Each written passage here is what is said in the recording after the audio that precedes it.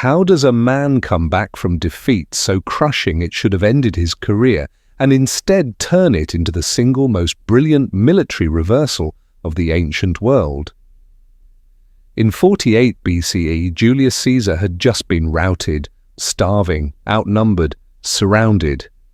But just weeks later, at a place called Pharsalus, he didn't just survive, he shattered the Senate's army, sent Pompey the Great fleeing for his life, and changed Roman history forever. This wasn't luck. It wasn't a last-ditch miracle. It was strategy, deception, and cold, calculated timing. What really happened in Caesar's final campaign? Why did Pompey abandon the high ground to fight on Caesar's terms? And how did 3,000 hidden soldiers turn the tide of a war? This is the untold story behind the Battle of Pharsalus, and the moment the Roman Republic truly began to die. Rome didn't fall with a bang. It fractured, slowly, then all at once. By the late 50s BCE, the Republic wasn't functioning like one. Elections were rigged, mobs ruled the streets, and violence had become just another political tool. Senators carried daggers to meetings, and courtroom debates were being replaced with public riots. At the center of this chaos stood three men: Julius Caesar, Pompey the Great, and Marcus Licinius Crassus, the so-called First Triumvirate. It wasn't a legal alliance, it was raw ambition, bound by mutual need. Crassus had wealth, Pompey had armies, and Caesar had the people. Together they controlled Roman politics, but such power-sharing never lasts. Crassus died in 53 BCE during a disastrous campaign in Parthia, his army annihilated and his head reportedly used as a stage prop by the enemy king. With Crassus gone, the balance between Caesar and Pompey collapsed. Pompey drifted toward the Senate's conservative faction, the Optimates, who saw Caesar's rising popularity as a threat to the Republic itself. Meanwhile, Caesar was still in Gaul, extending Rome's borders and his own legend. But the Senate, wary of his success, began plotting to strip him of his command the moment he returned home. By 50 BCE, the Senate issued a direct order: Caesar must disband his legions before entering Italy. To do so would mean facing trial, likely for war crimes, corruption, and abuses of power. Caesar asked for a compromise. Let both he and Pompey step down together. They refused. And so on January 10th and 49 BCE, Caesar did the unthinkable. He led the 13th Legion across the Rubicon River, declaring famously, Alea iacta est. The die is cast. It was a declaration of civil war, no speeches, no votes, just a cold, calculated march into history. Pompey, caught off guard, abandoned Rome. He had more men, more senators, and the official support of the Republic, but Caesar had momentum. City after city opened its gates to him without a fight. He wasn't just marching with soldiers, he was marching with an idea that the old Rome was broken and that he was the man to fix it. And yet, for all his early success, Caesar knew the real war had just begun, because Pompey hadn't surrendered. He was regrouping, raising armies, and waiting for a battlefield of his choosing. Over the next year, Caesar rapidly gained control of Italy, Spain, and much of the western provinces, but defeating Pompey himself would prove far more difficult. By 48 BCE, Caesar set sail across the Adriatic to confront Pompey directly in Epirus, modern-day Albania. But he made a critical mistake. He only brought part of his army. Bad weather and naval resistance prevented his reinforcements from crossing. Pompey seized the opportunity. With a larger force, perhaps 40,000 strong, he encircled Caesar near Dyrrhachium, cutting off supplies.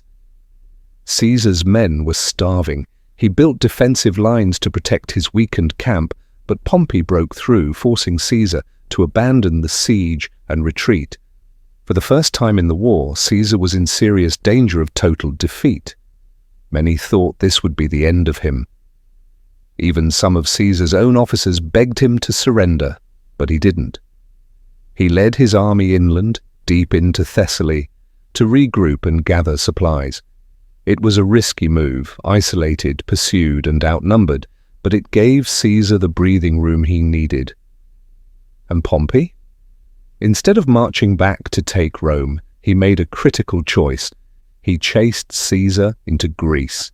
His advisors, experienced senators and generals, urged him to return to Italy, retake the capital, and cut Caesar off from his base.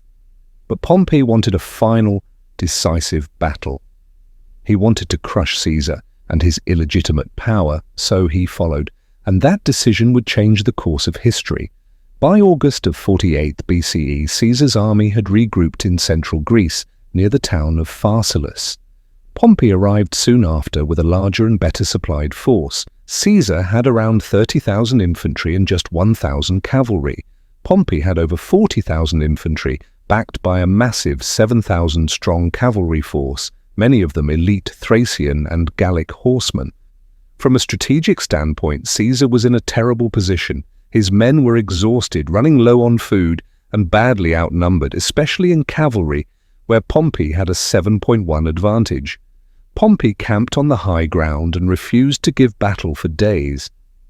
He knew time was on his side.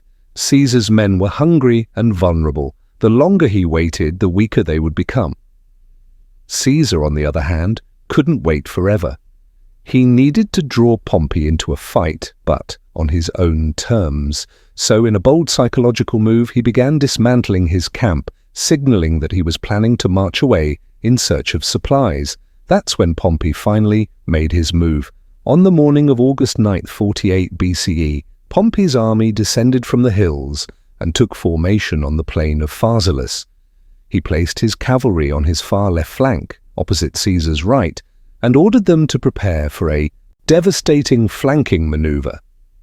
His infantry held the center, with light skirmishers and archers interspersed throughout. His plan was straightforward. Use the superior cavalry to outflank Caesar, collapse his right wing, then circle around to crush the rest of the army from behind. But Caesar, ever the tactician, anticipated this exact plan. He did something Pompey never expected. Behind his thin right flank, Caesar had hidden a special reserve force of 3,000 infantry. These weren't ordinary troops.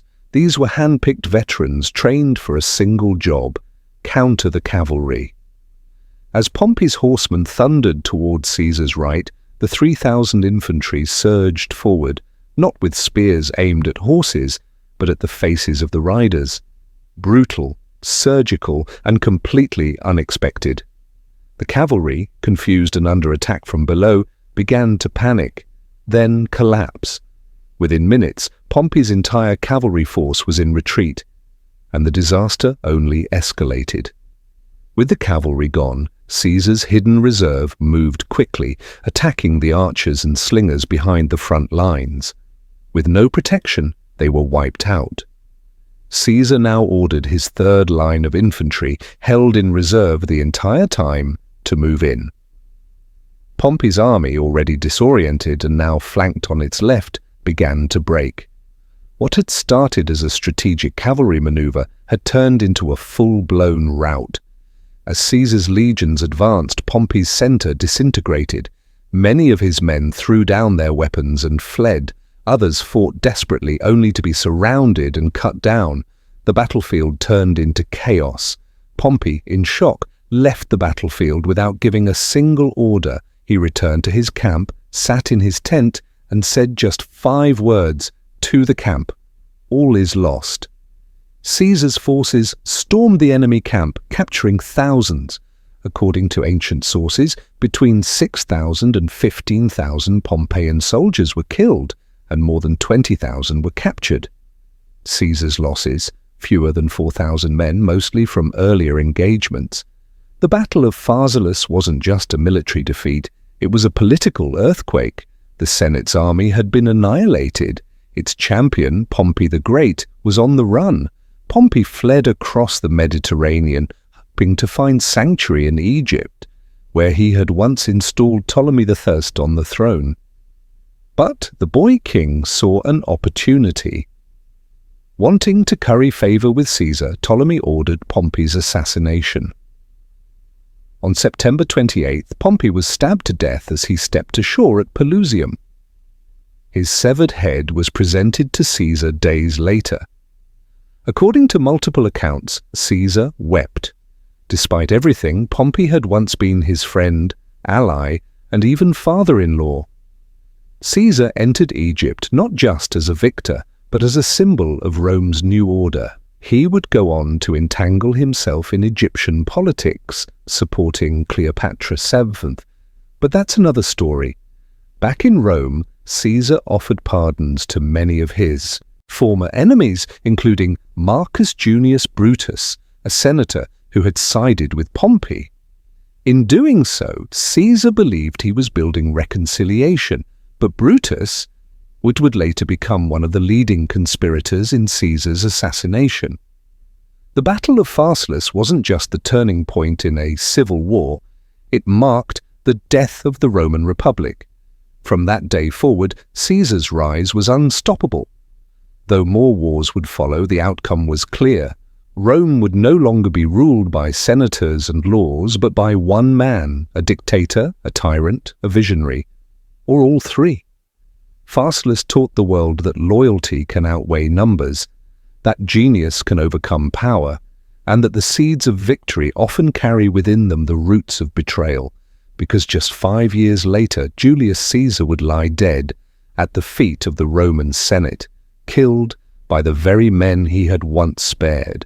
If this battle fascinates you as much as it did the ancient historians, make sure to like the video, subscribe, and tap the notification bell so you don't miss our next dive into the real history behind the legends.